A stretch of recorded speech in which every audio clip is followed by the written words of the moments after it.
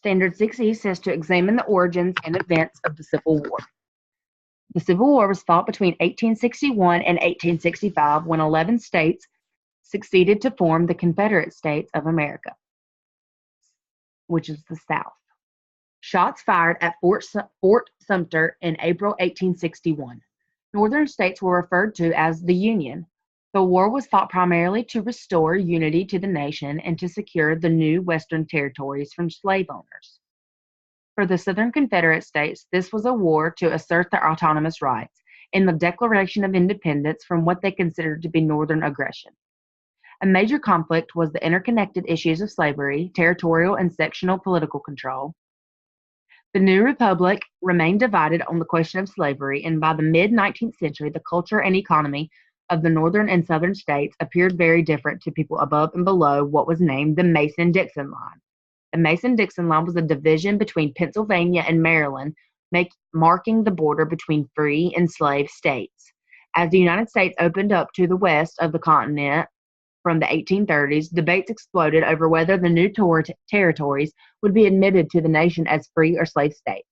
Increasingly, the South believed the North was blocking any westward expansion of slavery.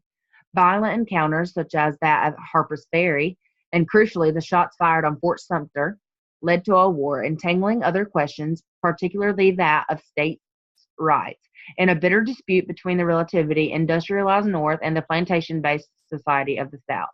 Historians continue to debate the balance of causes and the origins of the Civil War, but the issue of slavery remains the greatest cause in any explanation of the Great Disunion which almost destroyed the United States.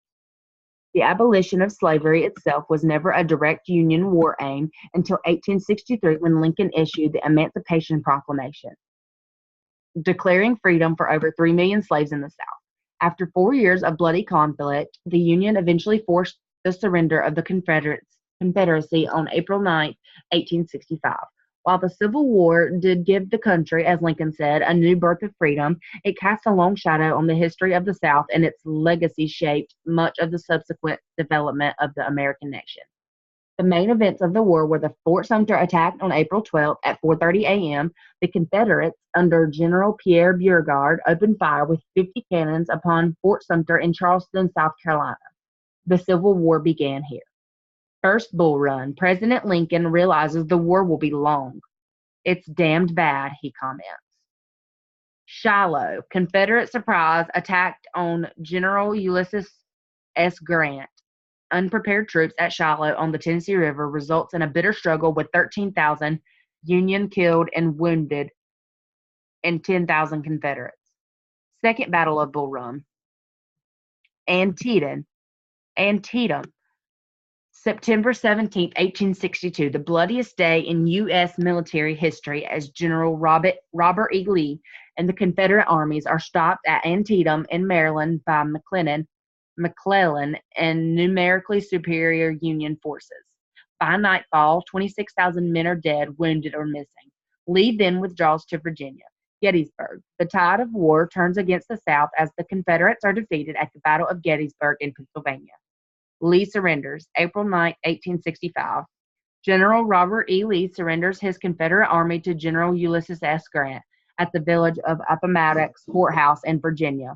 Lincoln was shot in 1865 on April 14th. The Stars and Stripes is ceremoniously raised over Fort Sumter. That night, Lincoln and his wife Mary see the play Our American Cousin at Ford's Theater. At 10:13 p.m., during the third act of the day, John Wilkes Booth shoots the president in the head.